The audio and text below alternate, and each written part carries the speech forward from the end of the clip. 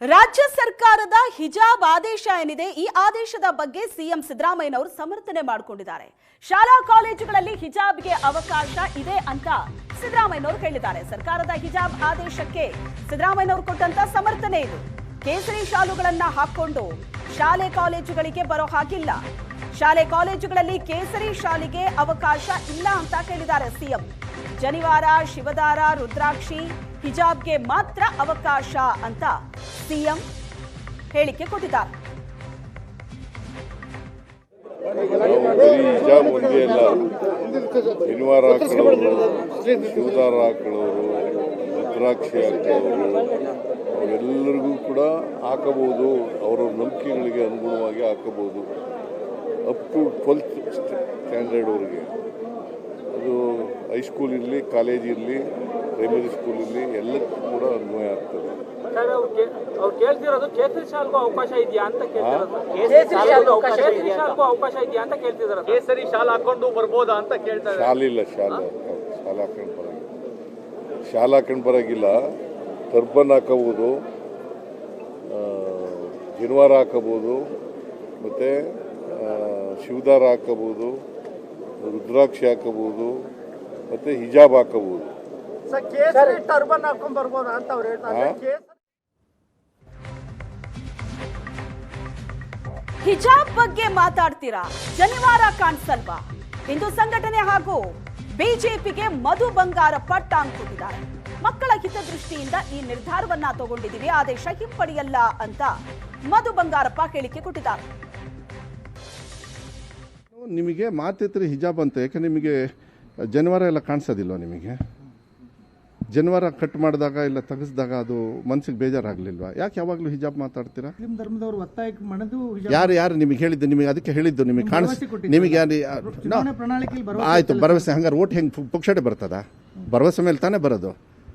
ಗ್ಯಾರಂಟಿಗಳನ್ನು ವಿರೋಧ ಮಾಡಿರ್ತಕ್ಕಂಥ ಬಿಜೆಪಿಯವರು ಈಗ ಅಪ್ಕೊಂಡು ಹಾರಾಡ್ತಾರೆ ಎಲ್ಲ ಊರು ತುಂಬ. ಪಕ್ಷಾತೀತವಾಗಿ, ಜಾತ್ಯತೀತವಾಗಿ ಬರೀ ಭಾಷಣಕ್ಕೆ ಮಾತ್ರ ಇರೋದ?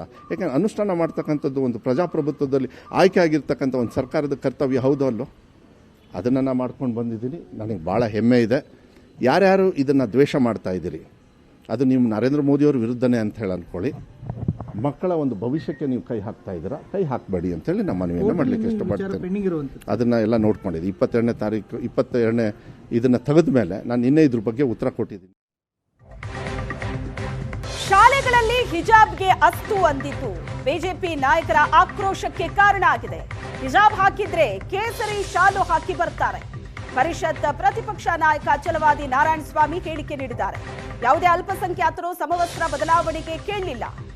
ಸರ್ಕಾರದ ವಿರುದ್ಧ ಶಾಸಕ ಮಹೇಶ್ ತೆಂಗಿನಕಾಯಿ ವಾಗ್ದಾಳಿ ನಡೆಸಿದ್ದಾರೆ. ಕಾಂಗ್ರೆಸ್ನಿಂದ ಓಲೈಕೆ ಜಾಸ್ತಿ ಆಗಿದೆ ಅಂತ ಸುನೀಲ್ ಕುಮಾರ್ ಹೇಳಿದ್ದಾರೆ.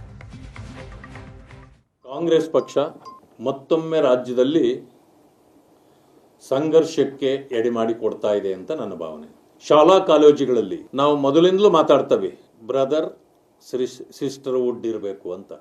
ಸಹೋದರತ್ವ ಇಲ್ಲದೆ ಇದ್ರೆ ಸಮಾಜ ಉತ್ತಮವಾಗಿ ಬದುಕಲಿಕ್ಕೆ ಸಾಧ್ಯ ಇಲ್ಲ. ಈ ಕಾರಣಗಳನ್ನು ಇಟ್ಕೊಂಡು 4 ವರ್ಷಗಳ ಹಿಂದೆ ತಲೆದೋರಿದ್ದ ಶಾಲಾ ಕಾಲೇಜುಗಳಲ್ಲಿ ಧಾರ್ಮಿಕ ಭಾವನೆಗಳನ್ನು ಕೆರಳಿಸ್ತಕ್ಕಂಥ ಕೆಲಸ ಆಗಬಾರ್ದು ಅನ್ನೋ ಕಾರಣಕ್ಕೆ ಹಿಜಾಬ್ ಬ್ಯಾನ್ ಮಾಡಲಾಗಿತ್ತು.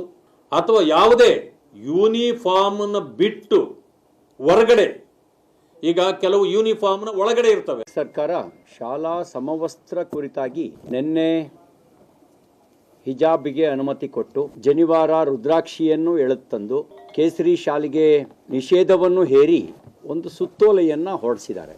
ನಾನು ಮೊದಲು ಸ್ಪಷ್ಟಪಡಿಸ್ಲಿಕ್ಕೆ ಬಯಸ್ತೇನೆ, ಭಾರತೀಯ ಜನತಾ ಪಾರ್ಟಿ ಹಿಜಾಬಿನ ವಿರೋಧಿ ಅಲ್ಲ. ನಾವು ಹಿಜಾಬನ್ನು ವಿರೋಧಿಸೋದೂ ಇಲ್ಲ. ಶಾಲೆಗಳಲ್ಲಿ ವಸ್ತ್ರ ಸಂಹಿತೆ ಇರಬೇಕೋ ಬೇಡವೋ? ಯಾವಾಗಿನಿಂದ ಯೂನಿಫಾರ್ಮ್ ವಸ್ತ್ರ ಸಂಹಿತೆ ಪ್ರಾರಂಭ ಆಯಿತು? ಯಾವ ಉದ್ದೇಶಕ್ಕೆ ಪ್ರಾರಂಭ ಆಯಿತು? ಇದನ್ನು ಬಹುಶಃ ಅಕ್ಷರ ಮತ್ತು ಜ್ಞಾನವನ್ನು ಹೆಚ್ಚಿಸಬೇಕಾಗಿರ್ತಕ್ಕಂಥ ಶಿಕ್ಷಣ ಸಚಿವರಿಗೆ ಅದರ ಉದ್ದೇಶದ ಬಗ್ಗೆಯೂ ಸ್ಪಷ್ಟತೆ ಇಲ್ಲ, ಅದರ ಇತಿಹಾಸದ ಬಗ್ಗೆ ಅರಿವೂ ಇಲ್ಲ. ಕೇವಲ ಮತೀಯ ಓಲೈಕೆಯ